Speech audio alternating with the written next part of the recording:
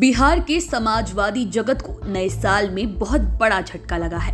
12 जनवरी 2023 की देर रात को जब पूरा बिहार भीषण शीतलहरी की चपेट में ठिठुर रहा था और लोग सो रहे थे, तो गुरुग्राम में सियासत के बहुत बड़े धुरंधर अंतिम सांस ले रहे थे। जी, हम बात कर रहे हैं शरद यादव की। आजादी के ठीक 1.5 महीने पहले 1 जुलाई 1947 को जन्म लेने वाले शरद यादव का निधन हो गया। उनकी बेटी सुभाषिनी ने अपने ट्वीट में लिखा, पापा नहीं रहे। उनके निधन पर बिहार ही नहीं बल्कि देश का सियासी गलियारा शोक में डूब गया।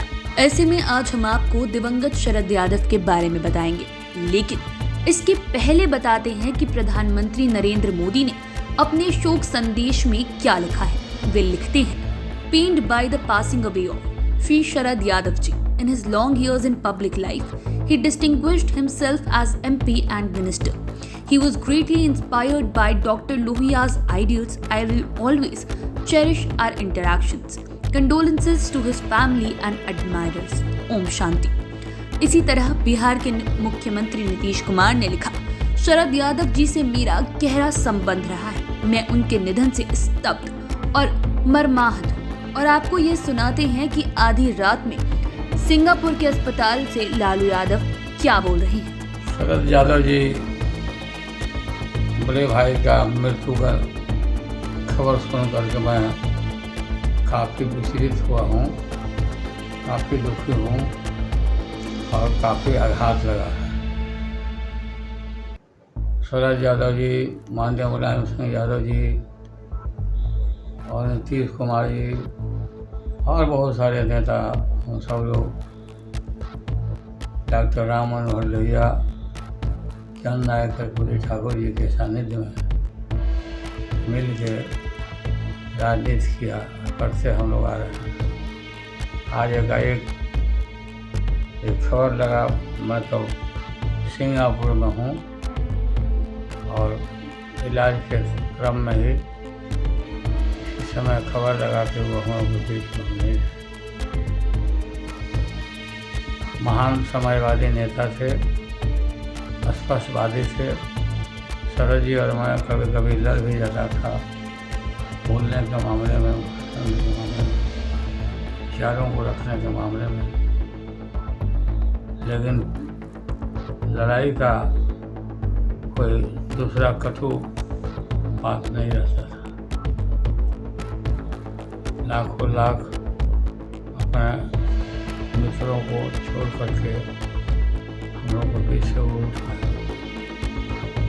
मैं भगवान से प्रार्थना करता हूँ उनकी आत्मा को चिर शांति दें, शोक संतप्त परिवार को पूरा श्रद्धाएं दें। तो आपने जाना कि शरद यादव नहीं रहे। सबसे पहले हम 5वें नंबर की अब बात करते हैं। शरद यादव का भले ही मध्य प्रदेश में जन्म हुआ था, लेकिन इन्होंने बिहार को अपनी कर्मभूमि बनाया था। दरअसल शरद यादव मुख्य रूप से मध्य प्रदेश के रहने वाले थे। उनका जन्म होशंगाबाद स्थित नर्मदापुरम के बाबई गांव में हुआ था। किसान परिवार से आने वाले शरद यादव की प्रारंभिक पढ़ाई मध्य प्रदेश में हुई थी। बाद में इंजीनियरिंग की पढ़ाई की, लेकिन इनकी दिलचस्पी पॉलिटिक्स में थी और 1974 के आंदोलन में ये बिहार आ गए और फिर इन्होंने पीछे मुड़कर नहीं देखा।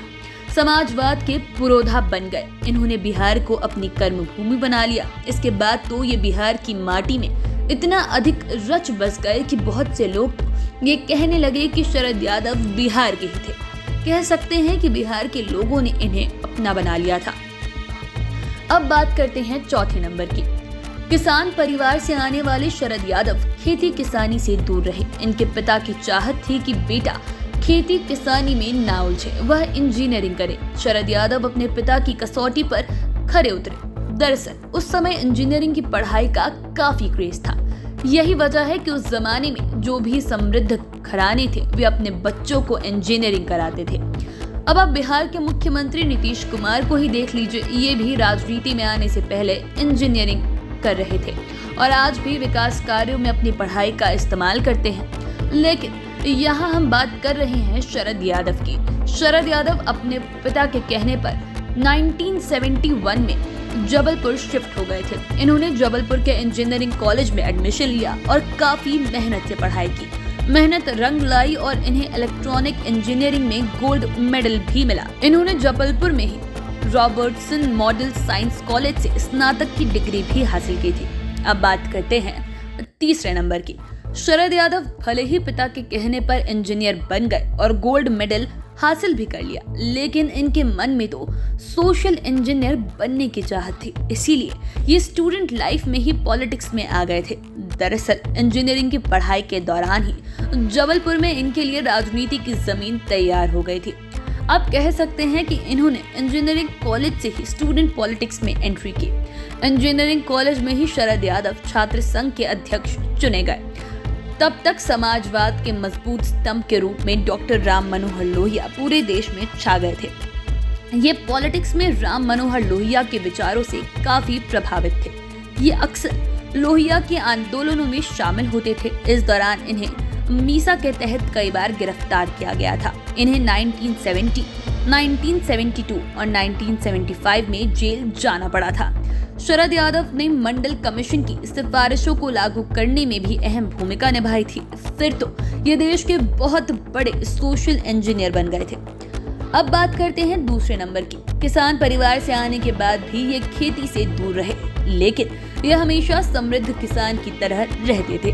खास बात कि आम नेता की तरह कुर्ता पाजामा नहीं पहनते थे, बल्कि ये आमतौर पर हमेशा धोती कुर्ता पहना करते थे और बिहारी गमछा अपने पास ही रखते थे और समाजवाद के बड़े चेहरों में शामिल थे। इन्होंने ही 1998 में जनता दल यूनाइटेड पार्टी यानी जेडीयू बनाई थी।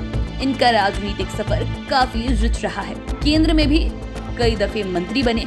ये लोकसभा के साथ ही राज्यसभा के भी सदस्य रहे थे। साल 2004 में शरद यादव दूसरी बार राज्यसभा पहुंचे। इससे पहले ये 1999 में वाजपेयी सरकार में केंद्रीय नागरिक उड्डयन मंत्री और सितंबर 2001 से 30 जून 2002 तक केंद्रीय श्रम मंत्री भी बने। इसी तरह 1 जुलाई 2002 से 15 मई 2004 तक शरद यादव केंद्रीय उपभोक्ता मामले मंत्री, खाद्य और सार्वजनिक वितरण मंत्री भी बनाए गए।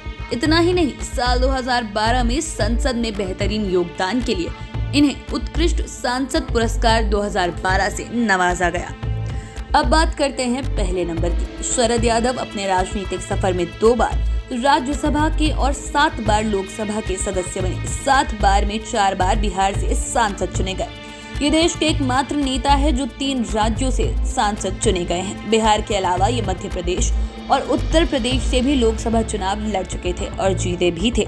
ये 74 के आंदोलन में लोकनायक जयप्रकाश नारायण के आंदोलन से जुड़े थे और सहयोग ये था कि जिस समय बिहार में 74 का आंदोलन शुरू हुआ था, उस समय से ये अपने गृह राज्य से सांसद भी बन गए थे। इन्होंने साल 1974 में पहली बार जबलपुर लोकसभा सीट से चुनाव लड़ा। यह सीट सेठ गोविंद दास के निधन से खाली हुई थी। जेपी ने इन्हें अपनी पार्टी से उम्मीदवार बनाया था। जनता पार्टी का चुनाव चिन्ह हलधर किसान छाप था। इस सीट से शरद यादव चुनाव जीतकर पहली बार संसद में पहुंचे। इसके बाद साल 1977 में भी शरद यादव इसी सीट से सांसद चुने गए। इस सफलता के बाद इन्हें युवा जनता दल का अध्यक्ष बनाया गया। 1989 में ये उत्तर प्रदेश की बदायूं लोकसभा सीट से सांसद बने। फिर 1991 में ये बिहार की ओर मूव कर गए। इसके बाद 1991 से 2009 तक बिहार के मधेपुरा से सांसद चुने गए। हालांकि साल 2014 के चुनाव में ये यहाँ से हार गए। इन्हें कोई और नहीं बल्कि आरजेडी के टिकट पर चुनाव लड़ रहे पप्पू यादव ने हराया था। लेकिन रोचक ये रहा कि 1999 में लोकसभा चुनाव में शरद यादव ने मधेपुरा से लालू यादव को ही हरा दिया था। उस लड़ाई को कवरेज करने के लिए देश भर के पत्रकार मधेपुरा आ गए थे। हालांकि वर्तमान में शरद यादव ने अपनी पार्टी को आरजेडी में विलय कर लिया और वे लालू के साथ आ गए थे। आप चैनल के साथ बने रहें। अगर इस वीडियो को फेसबुक पर देख रहे हैं तो पेज को लाइक करें, यूट्यूब पर देख रहे हैं तो चैनल को सब्सक्राइब करें। धन्यवाद।